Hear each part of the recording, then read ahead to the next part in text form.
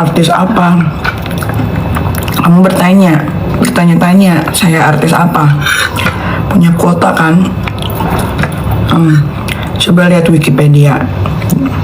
Jangan Google deh, Wikipedia. Jadi jangan bertanya-tanya saya artis apa. Coba kalau punya kuota jangan dipakai buat komen doang sama nontonin orang atau lihat gosip atau lihat orang yang lagi berantem. Tapi gunakanlah kuota kalian untuk cari tahu saya itu artis apa.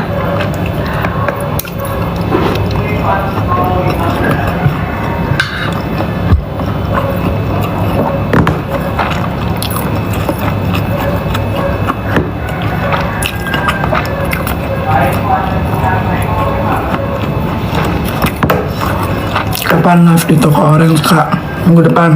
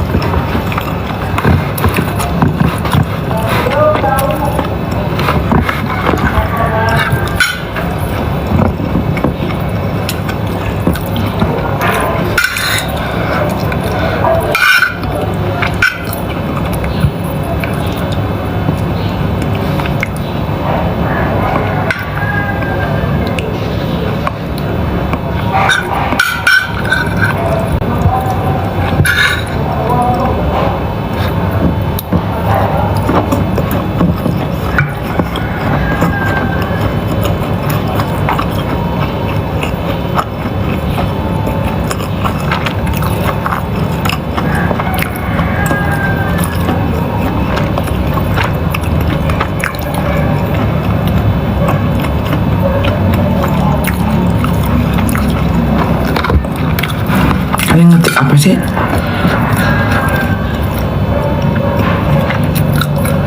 Ami dikatain barang bekas. Emang gue barang bekas. Terus harus apa? Harus marah? Kan emang gue barang bekas. Kalau gue masih muda, belum nikah, masih umurnya mungkin 19 tahun, baru masih original. Kalau sekarang ada yang ngatain kita barang bekas. Emang barang bekas. Udah punya anak, udah pernah nikah, udah pernah kawin, udah pernah cerai. Namanya apa kalau bukan barang bekas? Gue kalau dikatain orang bener, gue gak akan marah. Dibilang barang bekas, emang barang bekas guys.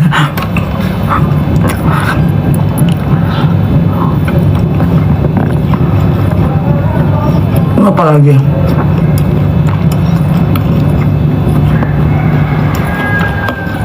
Ayo.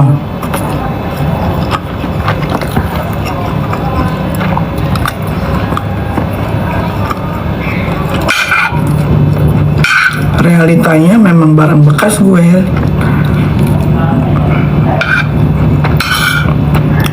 Tapi sebarang-barang bekasnya gue gak pernah jadi pelakor, tidak pernah merebut suami orang. Selama jadi barang bekas, belum pernah merugikan orang, belum pernah nipu orang, belum pernah seumur-umur durhaka sama ibu kandung. Tuh.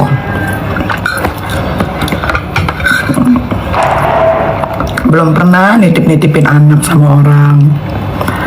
Jadi nggak apa-apa toh kalau dibilang barang bekas.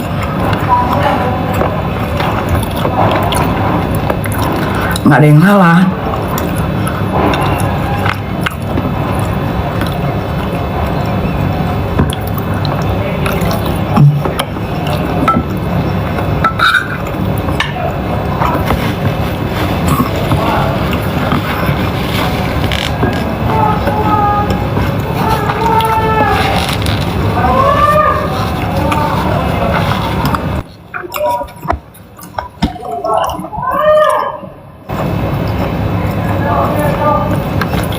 Kak, kelanjutan ular gimana? Jangan tanya saya guys, tanya Doktif. Karena yang melaporkan ular itu Doktif, bukan saya.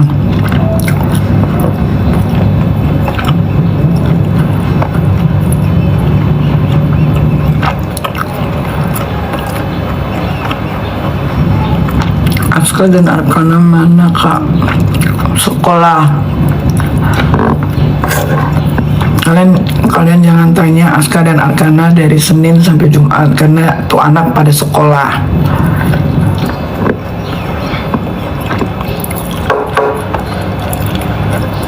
Gimana kabar Laura? Alhamdulillah baik, sehat walafiat.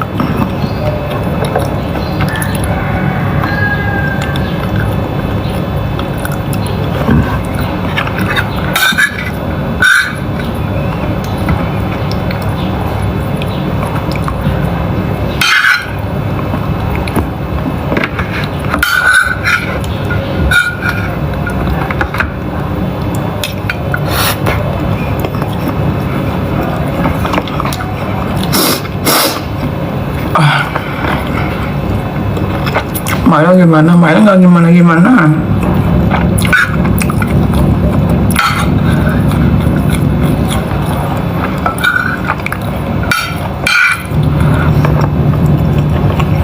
Jadi kalau ada orang yang bilang Mail adalah asisten saya, Mail adalah babu, aduh. Jadi kalau ada yang bilang, kan ada yang bilang tuh seleweran melihat di TikTok, katanya ada perempuan separuh baya yang selalu pakai jas padahal nggak ada kerjaan, pokoknya outfitnya gak jas terus lah, gas. Bilang kalau Mail itu katanya asisten saya, babu saya. Saya kasih tahu ya, Mail itu sama saya sudah berteman kurang lebih hampir 16 tahun gitu. Pertemanan saya bukan pertemanan yang singkat sama Mail. Pertemanan saya bukan pertemanan yang saling memanfaatkan satu sama lain sama Mail gitu. Jadi kalau ada yang bilang Mail salah pilih teman, Mail dan saya bukan berteman. Mail dan saya seperti sudah saudara karena terlalu lamanya bersahabat. Jadi harus dipilah-pilih ya. Teman itu ya teman, sahabat ya beda lagi artinya sahabat gitu.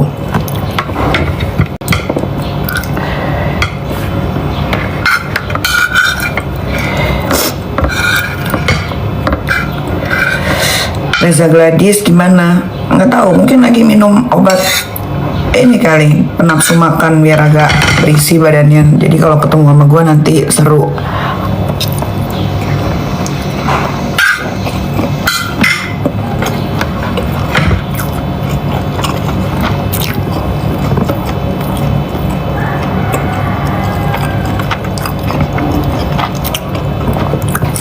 Jadi karena kalian bertanya tentang Reza Gladys, saya akan menjawab. Ini perempuan agak aneh ya. Pertama, saya tidak pernah kenal dia. Saya ingat saya hanya ketemu satu kali saja waktu saya punya acara TV yang namanya Nikita Kepo 4 tahun lalu. Dia jadi bintang tamu karena dia mengajukan ke stasiun TV. Acara saya itu dulu Nikita Kepo tuh dari rumah ke rumah ngeliatin barang-barang kemewahan. Kalian pasti tahu lah Nikita Kepo. Jadi nanti ada yang ketahuan, ada yang punya tas palsu atau enggak gitu kan, seberapa norak mereka. Nah, Reza Gladys ini adalah salah satu bintang tamu Nikita Kepo 4 tahun yang lalu. Kalian bisa cek di YouTube. Jadi Reza Gladys ini kan menjual skincare berbahaya dan overclaim serta overprice. Padahal dia punya predikat adalah seorang dokter. Lalu terbukalah sama Doktif bahwa skincare yang dia jual adalah overclaim dan overprice. Bahkan dia ada jual juga skincare yang dia beli dari Cina, tapi di rebranding.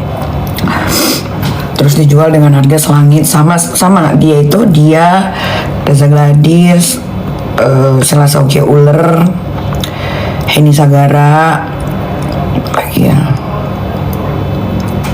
Itu satu geng gitu. Terus karena terbongkar oleh Doktif, secara dia dokter, si Reza Gladys ini kalian taunya kan dia sebagai dokter kecantikan kan, tapi dia menjual skincare overclaim, which is harusnya itu ya sebagai dokter kalau kita mau bikin skincare kan pasti dicek dulu semuanya gitu. Terus ya terbongkar sama Doktif, terus akhirnya gue ikut merepost apa yang Doktif posting. Nah, satu ketika si Reza Gladys ini ya mencari-cari saya, ngajakin ketemuan lewat Dr. Oki. Tapi Dr. Oki kan memang dari dulu selalu gue bilang sama dia jangan pernah kasih nomor handphone gue ke siapapun gitu kan, even though itu ke temen lo terdekat pun gue nggak mau. Jadi Reza Gladys ini ingin menemui saya karena dia tidak mau saya membahas tentang salah satu skincare-nya dia yang mirip sama punyanya Richard Lee. Bukannya mirip, sama plek ketiplek. Dan gue sudah beli di e-commerce resminya Reza Gladys. Nah, dia tahu tuh kalau gue udah beli itu, ya kan? Dia ketakutan, dia cari-carilah gue. Terus dikasihlah nomor teleponnya Mail. Dia teleponin Mail terus tuh, sama Mail nggak diangkat. Akhirnya sama Mail diangkat karena dia penasaran, ini ngapain sih nelpon melulu. Nah, di telepon itu jelas sekali dan ada rekamannya yang Reza Gladys memohon kepada Mail Saputra atau Ismail Marzuki untuk bertemu sama saya. Ya, bertemu sama saya, memohon agar tidak di review skincare berbahayanya yang sama seperti punyanya Richard Lee. Sama. Tuh, gitu. Dia menawarkan saya sejumlah uang. Dia bilang, Il, tolong bilangin dong sama Kak Niki jangan direview ya. Soalnya kalau direview sekali sama Kak Niki, pasti netizen nanti bakalan percaya banget sama semua omongannya Kak Niki. Itu ada rekamannya. Coba tanya si Reza Gladys, ya. Terus bilangin dong dia mau apa, dia mau berapa, aku kasih. Asal jangan direview ya. Aku maunya damai-damai aja. Nanti bilangin Kak Niki juga ya, bantu-bantu aku untuk bagus-bagusin produk aku. Tanya Reza Gladys. Dia yang nawarin sejumlah uang. Dia pula yang merasa diperas. Memang geng itu tuh geng ajaib guys. Geng Reza Gladys, geng Selasa Oke Uler, geng Heni Sagara tuh ajaib guys. Agak ajaib. Karena mereka yang menawarkan sejumlah uang. Mereka yang mau melakukan perdamaian. Tapi mereka lah sendiri yang menyebarkan fitnah-fitnah bahwa gua, Dr. Oke, siapa lagi? Dokter Detektif adalah sindikat mafia pemerasan. Kan aneh, untung semuanya tuh ada terpampang nyata dari chat, bukti rekaman. Mereka nih rada-rada kayak memang kita nggak bisa pungkiri ya guys ya, pertemanan itu tuh mempengaruhi pikiran dan otak guys. Kalau kita berteman sama orang-orang yang begini atau yang blow on atau yang bodoh, otomatis kita pun lambat laun akan terbawa bodohnya. Ya, dengan mereka yang menawarkan sejumlah uang, tapi mereka juga yang merasa katanya diperas. Itu kan berarti orang-orang di sekelilingnya tidak memberitahu bahwa misalkan gini, begeng Reza Gladys itu kan dipanggilnya. Kan lu yang nawarin duit. Kan lu yang maksa ketemu. Kan lu yang ketakutan di review itu produk lu yang kalau satu Indonesia tahu kredibilitas lu sebagai seorang dokter bakal hancur.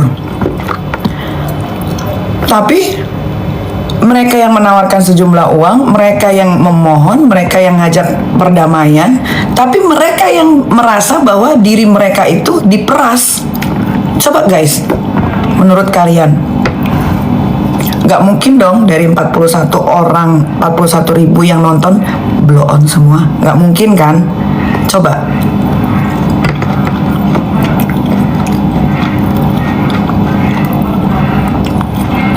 Pikir, pemerasan itu kan kalau nggak salah seperti ini.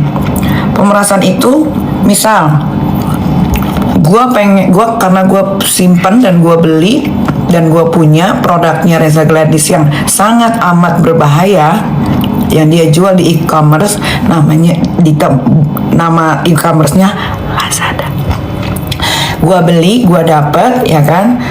Terus gue cari nih nomor teleponnya Reza Gladys itu yang merasa katanya dirinya diperas, ya kan.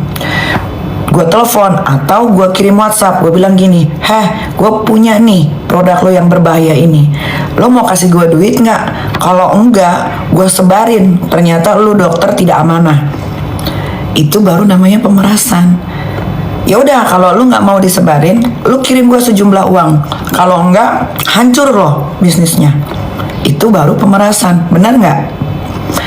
Gimana mau dibilang pemerasan kalau mereka lah yang mencari Nikita Mirzani, mereka lah yang memohon-mohon ingin ketemu yang namanya Nikita Mirzani, karena mereka sendiri mengakui bahwa vokalnya Nikita Mirzani ini bisa didengar sama seluruh rakyat Indonesia.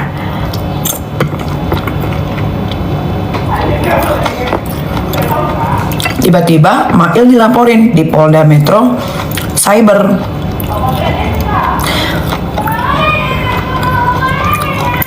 Dengan kasus pemerasan. Ya Mail mah santai. Orang lo yang nawarin duit, lo yang ngajakin Kaniki masa-masa ketemuan. Untung gua nggak mau ketemu. Untung gua nggak mau ketemu yang namanya Reza Gladys itu.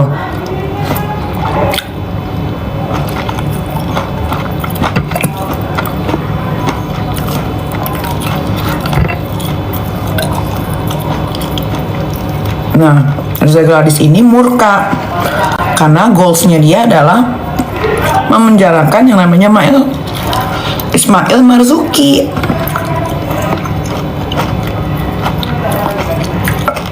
Satu pesan gue doang sama Reza Gladys, ya. Reza Gladys, negara ini bukan milik lu, muka abu-abu, ya. Negara ini ada pemimpinnya, namanya presiden. Jadi lu nggak usah atur-atur hukum di Indonesia.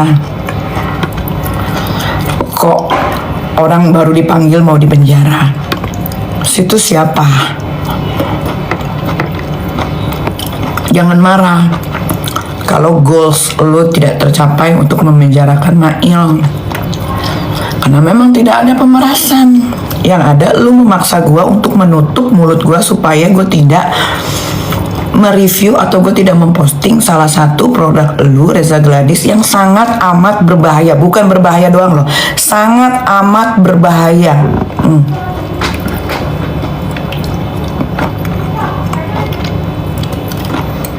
Tuh, kalau kalian mau tahu ya kejadian sebenarnya, karena besoknya setelah Mail pulang, Reza Gladys ini murka. Mungkin dia ngedengerin lagi circle-nya. Udah, lu bikin viral aja, seolah-olah lu yang ngelaporin Nikita Mirzani ke Polda, Undang-Undang ITE dan TPPU pencucian uang. Reza Gladys, lu ini dokter. Dokter itu pasti sekolah, ya kan? Sekolahnya dokter itu bukan setahun 2 tahun, setahu gue. Masa lu nggak paham sih pencucian uang?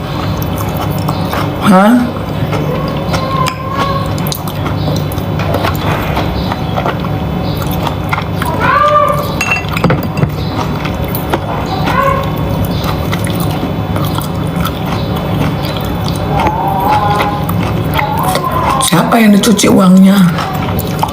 Kalian lihat kan berita yang beredar, Nikita Mirzani dilaporkan Reza Gladys yang mukanya abu-abu.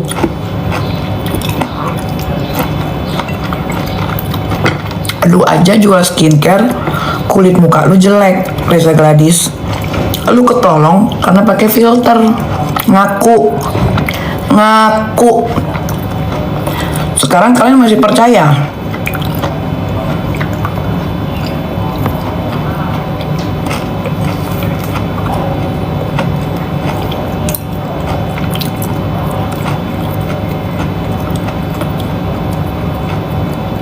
Yang ada yang namanya Reza Gladys si muka abu-abu ini pengen menutup mulutnya Nikita Mirzani supaya dia tidak rugi banyak, supaya dia bisa tetap menghasilkan uang miliaran dengan membodohi kalian para netizen yang FOMO.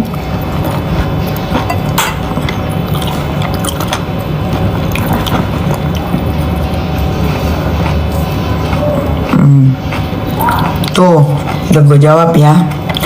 Jangan lagi bertanya tentang yang namanya Reza Gladys si muka abu-abu yang suka main ratu-ratuan. Kalau SS ular kan suka main sarini-sarinian. Kalau dia enggak, dia pengen jadi madam-madaman.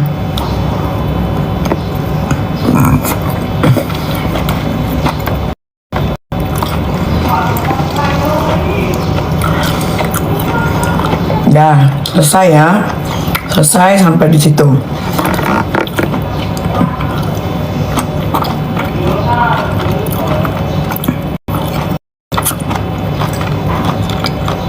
Semua orang dimusuhin. Selagi masih hidup guys, kalau ada yang mau bermusuhan, gak ada masalah. Jangankan gue selebriti, kalian yang gak terkenal aja pasti punya musuh kan. Kalian yang jadi netizen aja pasti punya musuh kan, apalagi gue orang terkenal. Kalian gak kenal aja, kalian jadi musuh gue. Gimana? Udahlah, gak usah jadi orang munafik. Kalau gak punya uang, setidaknya jangan munafik. Hidupnya nanti makin berat.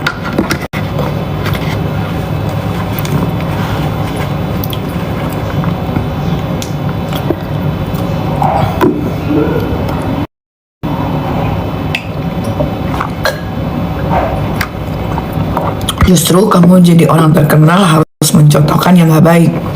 Berarti kamu sebagai netizen dan penonton otaknya setengah. Harusnya kalian sebagai netizen dan penikmat sosial media, kalianlah yang memilah-milih sendiri apa yang harus kalian lihat, apa yang harus kalian gak boleh lihat. Kalian yang menentukan, bukan yang kalian lagi tonton yang menentukan. Karena gue atau saya ya yang sedang kalian tonton ini juga manusia, terkadang ada hilafnya ya. Jadi kalau menurut kalian ini tidak baik, jangan dilihat. Itu sama aja kalian nambahin dosa ya. Bisa ngerti kan? Bener nggak?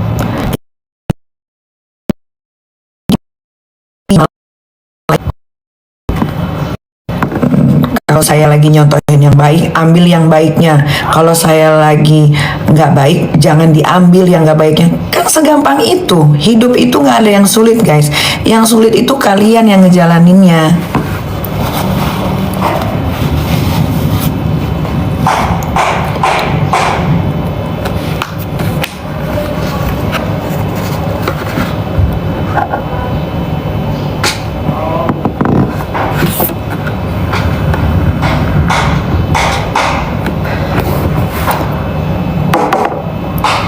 Nah, bahas tentang Sasaukia ular. Abis ini gue mau ke kamar mandi, mau pupuk. Jadi, kalau grand opening, dengerin ya. Ini cuma sebentar soalnya, nggak sampai 2 menit. Yang namanya grand opening di mana-mana itu pasti selalu rame. Itu udah pasti guys. Karena grand opening itu adalah pembukaan pertama kali dan kita akan menyebarkan undangan ke siapapun yang ingin datang atau influencer yang datang, ada yang dibayar, ada yang free, tergantung. Kalau kita berteman baik dengan influencernya, influencer itu akan datang dengan suka hati. Tapi kalau kita tidak kenal baik, dia pasti akan ngirimin kita red card sesuai sama harga. Nah, jadi kalau yang dilakukan Sela Saukia Uler itu adalah itu grand opening yang dia mengundang orang, ya, dia mengundang orang. Jadi dia mau undang 1000 kek, dia mau ngundang 1500 orang kek, sah. Karena itu namanya grand opening.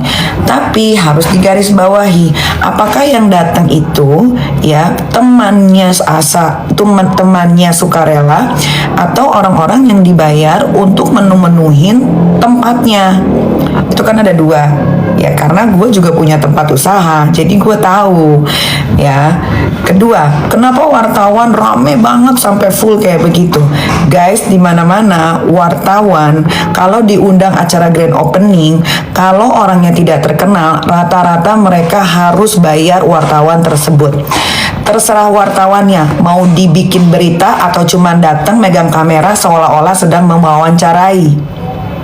Nah, kebanyakan yang datang di tempatnya Sela Saukia Uler kemarin grand opening tokonya dia di Gandaria City adalah wartawan yang dibayar. Ini nggak ada iri. Ngapain gue iri sama Sela Saukia Uler? Tidak, ya. Ini menjelaskan tentang rasa penasaran kalian kenapa bisa rame. Nah, gue sebagai seorang yang bekerja di dunia showbiz, gue tahu betul bagaimana cara mengundang wartawan. Nah, alhamdulillahnya karena gue seorang selebriti, jadi kalau gue membuka sesuatu grand opening, wartawan itu akan dengan sukarela datang tanpa dibayar. Nah, berbeda dengan Sela Saukia Uler karena dia butuh exposure ya, dan terlihat supaya grand openingnya itu kelihatan meriah, ya dia harus bayar gitu. Nah, di satu kelompok wartawan itu ada satu ketuanya yang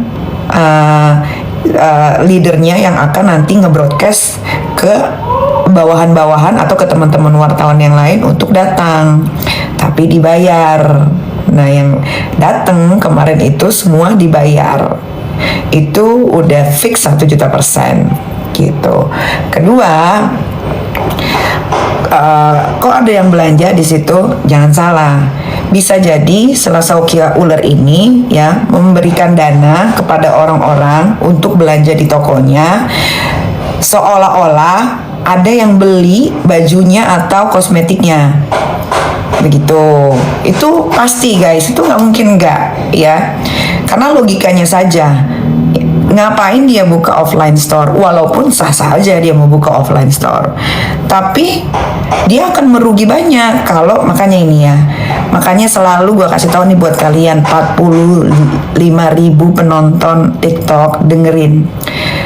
Pertemanan itu penting sekali guys, untuk bikin kita tambah maju atau bikin kita tambah mundur ya.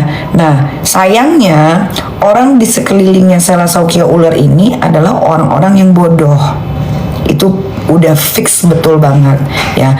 Kalau dia pinter, dia pasti akan menyarankan seorang Sela Saukia Uler yang tidak tahu tentang bisnis atau segi marketing, pasti akan bilang gini, lu jangan buka offline store.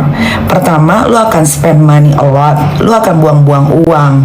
Kedua, lu ini kan kalau live selalu banting-banting harga, nggak masuk akal.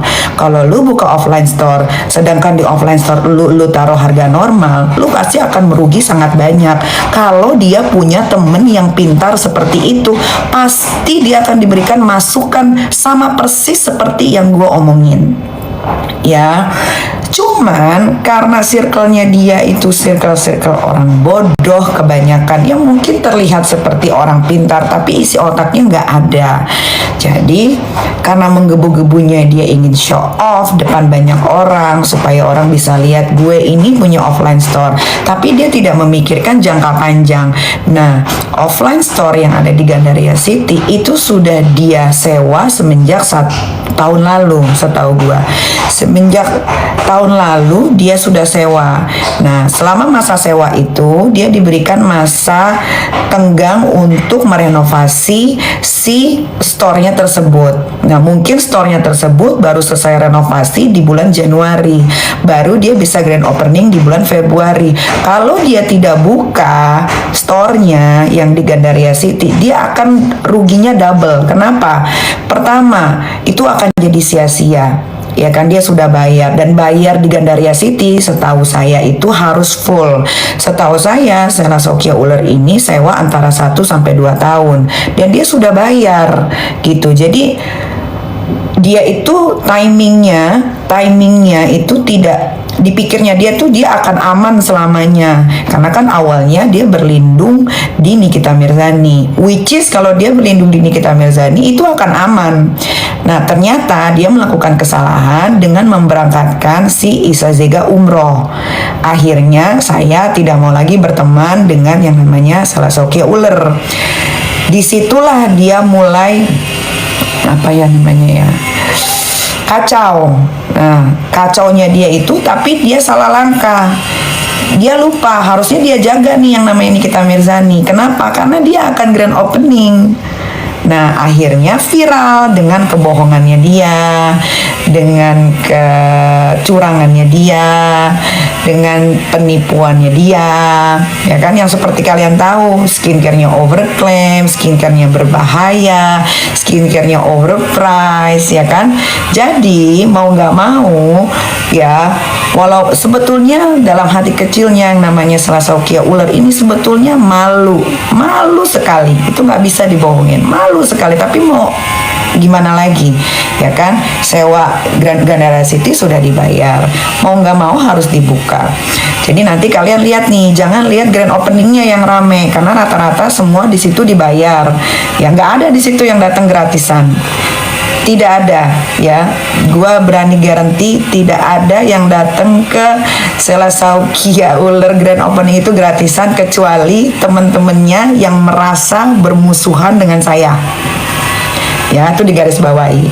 Kecuali teman-temannya yang katanya bermusuhan dengan saya. Nah, itu baru gratis. Karena di situ banyak wartawan, pasti akan diwawancara mengenai kasus atau mengenai gue. Buktinya benar kan? Yang ditanya saat grand opening apa? Kasus dan soal Nikita Mirzani. Bahkan grand opening yang buka aja nggak ada tuh ditanya.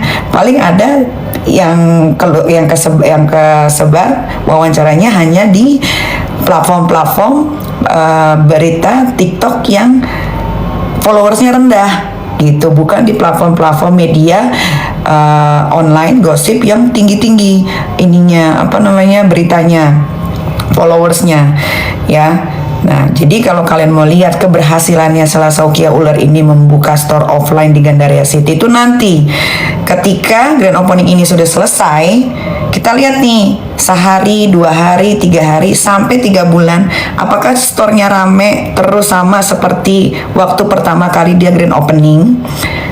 Tuh, ya, itu namanya strategi marketing business.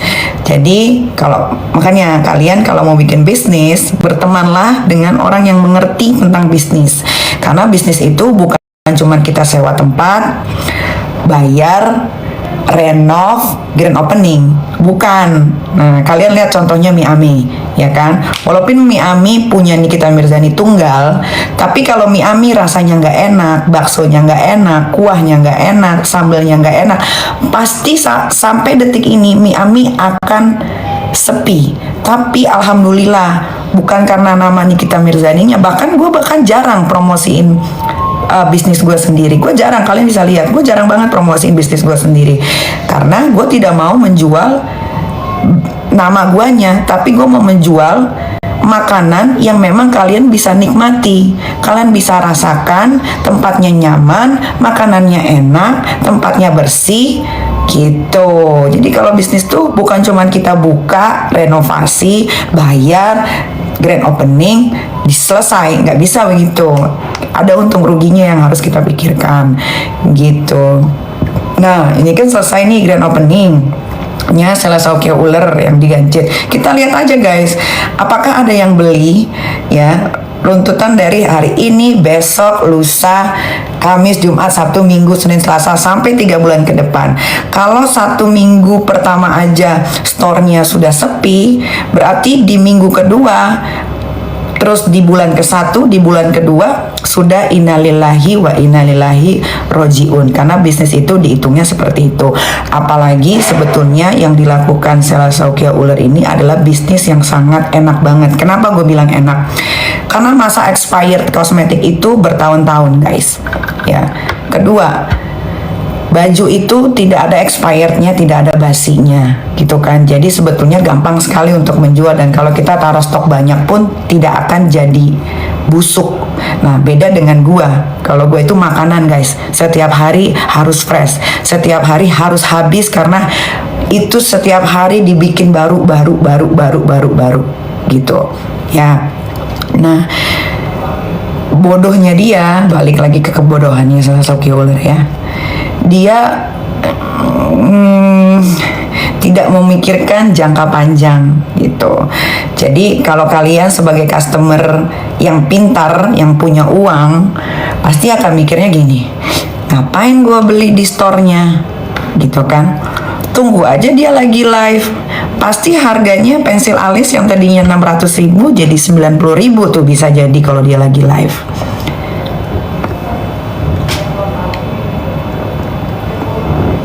Bener nggak? Hah?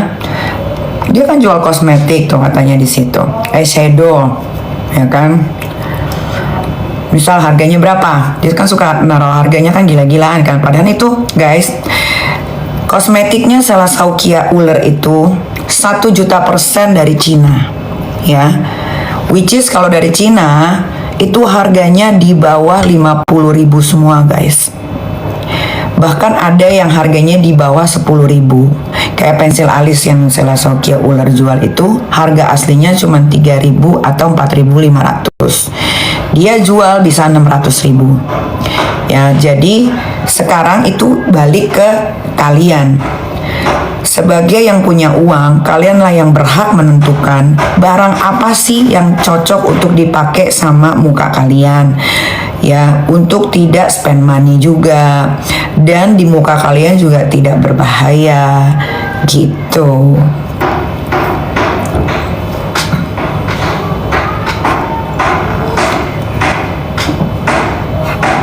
Kayaknya pembicaraan kita untuk hari ini selesai dulu ya guys ya, karena aku ada meeting